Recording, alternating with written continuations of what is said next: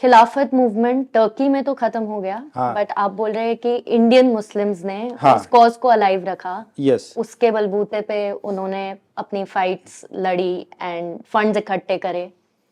तो what were the means, उन्होंने किन सब मीन्स से इस मूवमेंट को अलाइव रखने का ट्राई करा? हाँ। आपने यहाँ बुक में मेंशन कर रखा है कि वो रेगुलरली प्लंडरिंग में इंडल्ज हाँ, करते थे, वायलेंस लेवल्स बहुत हाई थे, जैसे कि आप बता रहे हैं कि राइट्स थे। एंड राइट्स के जो फिगर्स भी आपने बुक में मेंशन करे हैं वो बहुत स्टैगरिंग है, शॉकिंग है।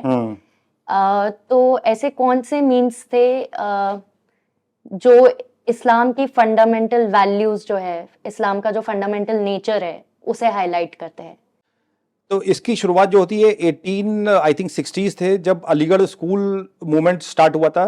सैयद अहमद खान जो उन्होंने स्टार्ट किया था, तो उन्होंने बोला था कि जब हिंदूज जो है इंग्लिश पढ़ के जो है उनकी सारी गवर्नमेंट जॉब्स में आ गए थे वो, और मुस्लिम्स बेसिकली सड़कों पे थे, तब उन्होंने कहा कि पर्शियन लैंग्वेज सुनने से पढ़ने से कोई काम नहीं चलेगा, अभी सरकार बदल चुकी है, अभी हमें इंग्लिश पढ़नी पड़ेगी लोगों को। तो उन्होंने इंग्लिश एजुकेशन पे जोर दिया।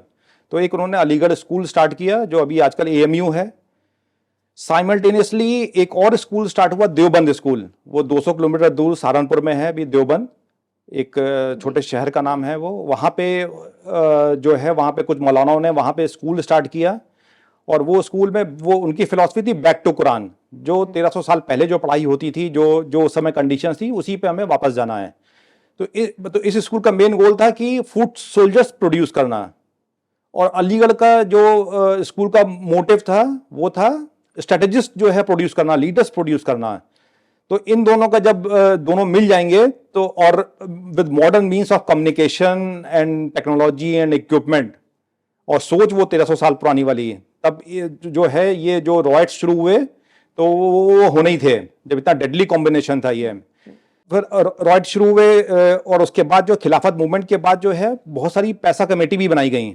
अभी इसके लिए सिर्फ इक्विपमेंट से नहीं लड़ सकते, सिर्फ फूड सोल्जर्स से नहीं लड़ सकते, यू नीड फंड्स ऑल्सो। तो पैसा कमेटी भी बनाई गई 1921 में, जिनका काम था घर घर जाके जो है वो पैसे लोगों से डोनेशन कलेक्ट करना। तो क्या हुआ कि शुरू शुरू में तो ठीक था, जब महात्मा गांधी ही उसके प्रेसिडेंट थे, तो महात्मा गांधी ने एक शर्त ये भी रखी थी कि नॉन वायलेंस होना चाहिए, कोई भी अगर हिंसा होगी तो हम जो है उससे हट जाएंगे उससे। तो बहुत सारे मौलाना ने उसी समय बोला कि इस्लाम में जो है नॉन वायलेंस जो है वो बिल्कुल अधर्म है, वो बिल्कुल इस्लाम खतरे में टाइप वाली बात हो गई थी वो। तो बट मोहम्मद अली और शौकत अली जो लीडर्स थे उनके, उन्होंने बोला कि नहीं, अभी आप इसको जो है, हमारा मेन है हिंदू मुस्लिम को यूनाइट करना। और वो समय कुछ टाइम के लिए हुआ भी वो। जैसे महात्मा गांधी जब लखनऊ कॉन्फ्रेंस में गए तो अपनी बकरी साथ में लेके गए, तो उनके सम्मान में सारे मुसलमानों ने लखनऊ के उतने दिन नॉनवेज भी नहीं खाया। तो कुछ टाइम तक ये चली, लेकिन ये ज़्यादा चलनी नहीं थी। तो जो पैसा कमेटी थी वो फिर बाद में ये बोलने लग गई कि देखो महात्मा गांधी भी हमारे साथ हैं, वो हमें सपोर्ट कर रहे हैं, तो तुम लोग क्यों नहीं सपोर्ट करोगे। तो वो ज़बरदस्ती पैसे वसूलने लग गए, और जो शॉपकीपर्स थे उनसे ज़बरदस्ती लूटपाट करने लगे। तो इस तरीके से वो फंड कलेक्ट करने लगे वो। तो वहाँ से अभी इनके पास इक्विपमेंट आने लग गए, उनके पास में मेंटलिटी वही थी, उनके पास लीडर्स उनके ऑलरेडी प्रोड्यूस हो रहे थे, फुट सोल्जर्स भी थे। तो वहाँ से ये कॉम्बिनेशन से वो रॉयट्स स्टार्ट हो गए। तो पहले मोपला हुआ केरला में, जहाँ पे आई थिंक 2-3 महीने में 10,000 हिंदू जो हैं वो मारे गए उसमें। तो खिलाफत का एक ये भी था कि जो मुसलमान जो सैनिक थे वो मुसलमानों को नहीं मारेंगे, तो उन्होंने रिजाइन कर दिया ब्रिटिश पुलिस से और ब्रिटिश आर्मी से। तो वो सब लोग अपने आर्म्स लेके वापस आ गए। केरला जो नॉर्थ केरला का पार्ट है, जो मलाबार रीजन जिसको बोलते हैं, जहाँ से आजकल राहुल गांधी लड़ते हैं, वायनाड, वो वही इलाका है वो। हाँ, वहाँ पे जो पूरी डेमोग्राफी चेंज की थी वो टीपू सुल्तान ने करी थी 100 साल पहले, 1780s 90s में। तो वहाँ पे वो 100% वो मुस्लिम एरिया था। वहाँ पे हिंदू जो थे वो रिच क्लास थे, जमींदार थे, और ये लोग वर्कर्स थे ये। तो जब ये लोग आए आर्म्स लेके, ये फुल्ली ट्रेंड थे आर्मी में, तो एक रूमर एक दिन फैल गई कि एक मस्जिद को डेसिक्रेट किया गया है, उसको नुकसान पहुँचाया गया है। तो वहाँ से रॉयट्स शुरू हुए, और वो 2-3 महीने तक चलते रहे। जितनी भी टेलीफोन लाइंस थी, रोड्स थी, वो सब डिस्ट्रॉय कर दी गई ताकि ब्रिटिश पुलिस वहाँ पे ना आ पाए। तो 10,000 लोग जो है करीब मारे गए उसमें, सारे मंदिर को नष्ट कर दिया गया। फिर उसके बाद वाइट वॉशिंग शुरू हुई, जो आज भी हम देखते हैं।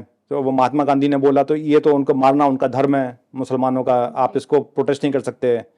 तो जो अहमदाबाद में जो कॉन्फ्रेंस हुई थी, कांग्रेस की एनुअल कॉन्फ्रेंस होती थी हर साल, तो वहाँ पे भी बिल्कुल वाइट वॉश कर दिया गया कि ये तो बड़ी मामूली सी थी और ये इस पे चिंता करने की कोई ज़रूरत नहीं है।